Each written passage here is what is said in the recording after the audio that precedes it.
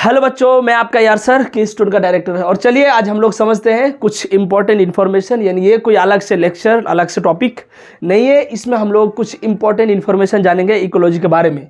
सबसे पहले समझते हैं IUCN के बारे में, international union for conservation of nature and natural resources. ये इसका फुल फॉर्म है IUCN का। ध्यान रहे बच्चों, फुल फॉर्म क्या है? International union for conservation of nature and natural resources. ये क्या करता है? ये एक बुक मेंटेन करता है। एक बुक में कुछ चीजें ये लिखता है। वो क्या लिखता है? नेम ऑफ इंडेंजर्ड स्पीसीज, यानी जो स्पीसीज डेंजर है, जो खतरे में है, ऐसा स्पीसीज, ऐसा जानवर या फिर ऐसा पेड़ पौधा जो कि खत्म होने का कगार में है। इसमें आप फंजाई को भी इंक्लूड कर सकते हैं।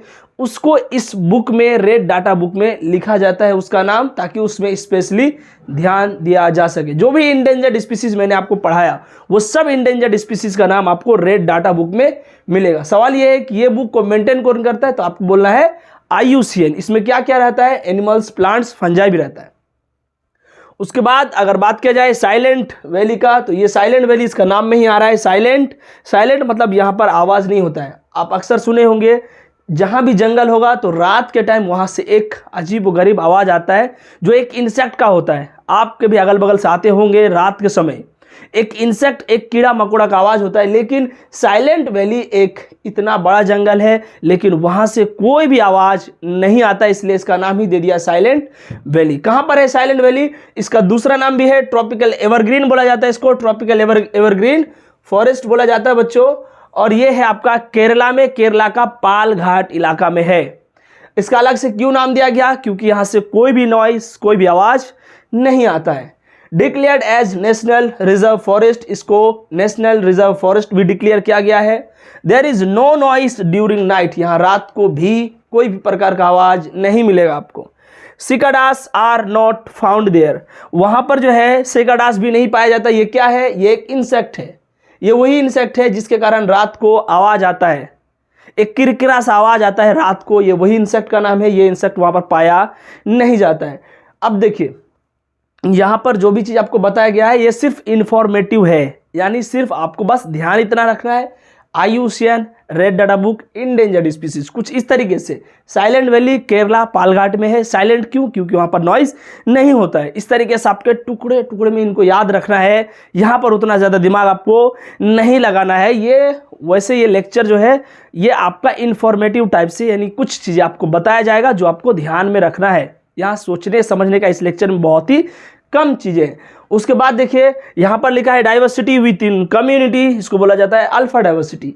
अगर कम्युनिटी के अंदर ही डाइवर्सिटी हो रहा है, यानी कम्युनिटी के अंदर ही अगर वेरिएशन दिखाई मिल रहा है, तो वो हम बोलेंगे alpha diversity. In between community beta, और diversity in between ecosystem gamma diversity.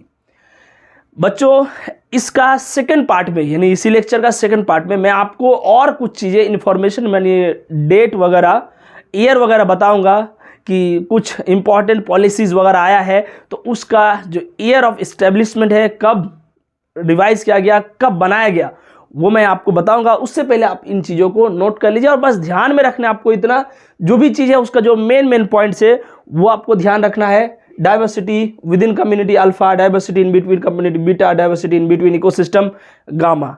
बच्चों, अभी अभी नीट का एग्जाम भी हुआ है।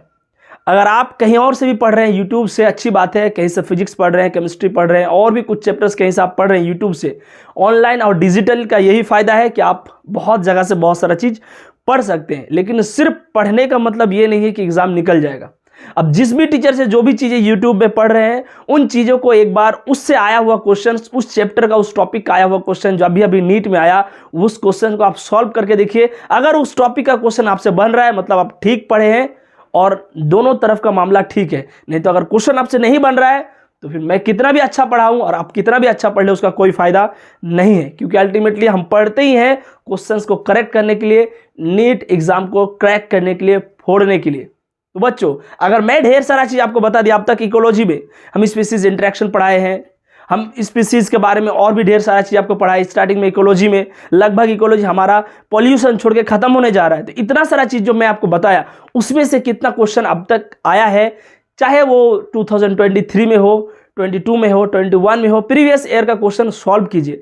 अगर आप क्वेश्चन सॉल्व कर पा रहे हैं तो मेरा बोलने का और आपका पढ़ने का मकसद सेम है और सही है। और अगर आपसे क्वेश्चन नहीं बन रहा है तो फिर आप मेरा वीडियो देख के आपको कोई फायदा नहीं है। चैनल को आप अनसब्सक्राइब कर सकते हैं, वीडियो को डिसलाइक कर सकते हैं, क्योंकि अगर आपका फायदा नहीं हो रहा है और ऐसे ही हर एक चैप्टर का जहां से भी आप जो भी पढ़ रहे हैं जिस भी टीचर से, उसको आप क्रॉस चेक करना जरूरी है।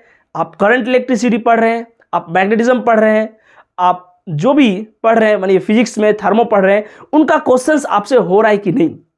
ऐसा नहीं कि हम मजे से पढ़ा रहे हैं और आप मजे से पढ़ रहे हैं, जब क्वेश्चन का बारी आ रहा है तो आपसे नहीं हो रहा है। क्वेश्चन बनना ही इस बात का निश्चित है कि आप चीजों को समझ पा रहे हैं। और ऐसे ही अगर आप बैठ के समझ रहे हैं कि हम सिर्फ समझ रहे हैं, क्वेश्चन आपसे नहीं बन रहा है, तो कोई फायदा नहीं है बच्चों ऐसा पढ़ाई का। इसीलिए ध्यान रहे, जो भी चीज जैसे भी बताया जाए उससे रिलेटेड क्वेश्चन सॉल्व कीजिए। भाई जब हम पढ़ा दिया और आप पढ़ चुके हैं तो वहां से आया हुआ क्वेश्चन क्यों नहीं होगा आपसे? नहीं हो रहा है तो दिक्कत है या तो मेरे पढ़ाने में या तो आपका पढ़ने में। तो बच्चों ऐसे ही हम लोग को क्रॉस चेक करते हुए चलना है। मैं जो भी चीजें पढ़ाऊं आपको सबसे पहले उससे आया हुआ सवाल सॉल्व करना चाहिए। बच्चों आप लोग एक काम कीजिए, इसको नोट कीजिए और कुछ पॉइंट्स है मैं इसी लेक्चर में आपको बताऊंगा। सबसे पहले इसको नोट कर लीजिए। हाँ बच्चों आप लोग नोट कर चुके होंगे और देखिए इसमें कुछ पॉइंट्स और बाकी रह गया है, इसको हम लोग कंप्लीट करते हैं। सबसे पहले लिखा है वर्ल्ड्स फर्स्ट नेशनल पार्क। ये एनपी मतलब नेशनल पार्क है, यहाँ स्पेस कम है, जगह कम है, इसलिए मैंने पूरा फुल फॉर्म में नहीं लिखा। आपको ध्यान रखना है वर्ल्ड फर्स्ट नेशनल पार्क यानी दुनिया का सबसे पहला नेशनल पार्क कहाँ बना था? तो अमेरिका में बना था। नाम येलो स्टोन नेशनल पार्क। क्या नाम है? Yellow stone national park. ये सब क्वेश्चन एज इट इज कभी कभी एग्जाम में आ जाते हैं, बस आपको ध्यान रखना है कि वर्ल्ड का पहला नेशनल पार्क का नाम है येलो स्टोन नेशनल पार्क, जो कि अमेरिका में है। दूसरा बात, अब इंडिया का, India's first national park Jim Corbett national park, जो कि उत्तरांचल में है। अगर इंडिया का बात करें कि इंडिया में सबसे पहले नेशनल पार्क कहां बना था? उत्तरांचल में, और नाम Jim Corbett. Smallest tiger reserve in India bore tiger reserve, जो कि महाराष्ट्र में है। ये अपडेटेड है, न्यू है। ध्यान रहे स्मॉलेस्ट टाइगर रिजर्व यानी टाइगर के हिसाब से जो सबसे स्मॉलेस्ट रिजर्व एरिया है, टाइगर रिजर्व हम लोग उसको बोलते हैं जहां पर मेनली टाइगर के ऊपर फोकस किया जाता है और जो टाइगर से रिलेटेड स्पीसीज है उसी में फोकस किया जाता है, उसको हम लोग बोलते हैं टाइगर रिजर्व। मैंने आपको सब चीज बता दिया, बायोस्फीयर रिजर्व हो, चाहे नेशनल पार्क हो, चाहे जू हो, बोटेनिकल गार्डन हो, ये सब चीज आपको बता दिया गया है। तो स्मॉलेस्ट टाइगर रिजर्व कहां पर है? महाराष्ट्र में। नाम क्या है? Bore tiger reserve. यह महाराष्ट्र है, लिखना है आपको।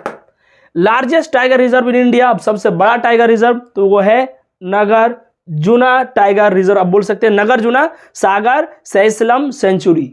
ये क्या है? यहां पर जो है लार्जेस्ट टाइगर रिजर्व पाया जाता है इस सेंचुरी में, जो कि है गंटूर आंध्र प्रदेश में।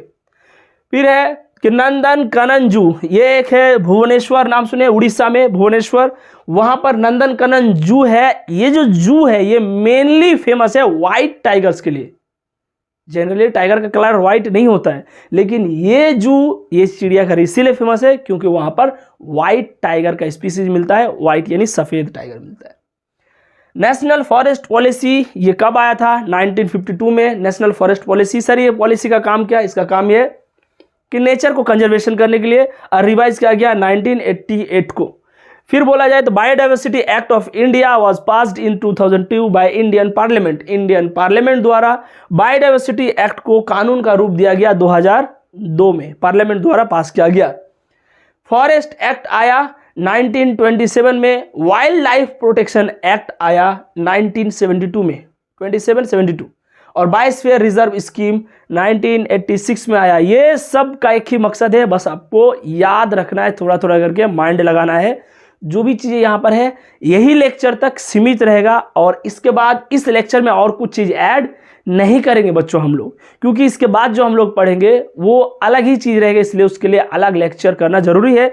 इस लेक्चर में यही रहेगा इन्फॉर्मेटिव पार्ट। मैंने पहले भी आपको इन्फॉर्मेशन में बहुत सारा चीज़ें याद करवाया और अब भी इस लेक्चर में यही चलेगा। मैं सारा चीज़ को एक साथ समेट लिया हूँ। हालांकि आगे भी आएगा इकोलॉजी में, जिससे हम कॉप वगैरह आपको पढ़ाएंगे, वहाँ भी कुछ चीज़ों आपको याद करने के लायक आएगा, जैसे वर्ल्ड ओजोन डे हो गया, पॉपुलेशन डे, वो सब चीज़ भी आएंगे, वो भी याद करना है। लेकिन इस लेक्चर में मेनली मैं आपको जो पिछला जो पढ़ाया वहाँ तक में जो रटने का लायक चीज़ है उस सबको मैं मर्ज करके इस लेक्चर में लेके आया हूँ। फिर से एक बार, वर्ल्ड फर्स्ट नेशनल पार्क आपको बोलना है America Yellowstone national park. India का सबसे पहला पूछा जाए तो जिम कॉर्बेट नेशनल पार्क जो है आपका उत्तरांचल में। फिर smallest tiger reserve in India तो Bor tiger reserve Maharashtra. Largest tiger reserve in India तो नागार्जुना सागर सैसलम सेंचुरी गंटोर आंध्र प्रदेश। नंदन कनंजू क्यों फेमस है? व्हाइट टाइगर के लिए कहाँ पर है? उड़ीसा भुवनेश्वर में। फिर आपको बोलेगा अगर कि नेशनल फॉरेस्ट पॉलिसी कब आया तो 1952 में आया। रिवाइज कब हुआ? 1988 में। Biodiversity act of India, India में बायोडाइवर्सिटी एक्ट जो है वो पास किया 2002 में इंडियन पार्लियामेंट द्वारा। Forest act 1927, wild life protection act 1972, biosphere reserve scheme 1986। ये सब क्या है? ये सब सिर्फ दिया हुआ है कि कब कौन कौन सा रूल या फिर नियम लागू हुआ, कब कौन कौन सा एक्ट आया और कहाँ क्या कौन कौन सा चीज है। इस लेक्चर में हम लोग इतना तक ही देखेंगे, इतना तक ही पढ़ेंगे बच्चों। अगर यहाँ तक पीछे में कोई भी आपको डाउट है, कोई दिक्कत है तो आप कमेंट सेक्शन में जरूर डाल सकते हैं। आपका हर एक कमेंट का अच्छे से जवाब दिया जाएगा, रिप्लाई करने का कोशिश किया जाएगा। ठीक है बच्चों, आप लोग इसको अच्छे से नोट कीजिए और नोट करते हुए ध्यान रहे। अब आपके पास एक्स्ट्रा समय नहीं है कि बाद में फिर आप इसको याद करें। लेक्चर साथ में चल रहा है, मेरे साथ एक दो अगर आप बोल लेते हैं साथ साथ तो ये याद हो जाएगा। और वैसे भी स्पेलिंग का पंगा तो है नहीं, क्योंकि आपका जो एग्जाम है वो ऑब्जेक्टिव है। बस आपको सिर्फ ध्यान रखना है। ध्यान क्या रखना है? येलोस्टोन नेशनल पार्क माइंड में आने से ही आपको आ जाना चाहिए अमेरिका पहला, इतना आ जाने से काम चल जाएगा। जिम कॉर्बेट आ जाने से आपको माइंड में आना चाहिए इंडिया। इस तरीके से कुछ चीज़ रिलेट करके रखिए जैसे एग्जाम में आए, ताकि कम से कम क्वेश्चन छूटे ना। और आपका ऑप्शन तो रहेगा ही। अगर आप पढ़ के जाते हैं तो ऑप्शनल जो है आपके लिए बहुत अच्छा बात है। अगर आप पढ़ के नहीं गए तो वही आपके लिए वह नेगेटिव मार्किंग का कारण बनेगा, यानी नेगेटिव मार्किंग हो जाएगा बच्चों। ध्यान रहे, डेट वगैरह जो है ये सब बहुत सारा डेट है, बट इसमें से कुछ इंपॉर्टेंट डेट ही मैं आपको बताया कि ये चीज़ें कब और कैसे लागू हुआ है।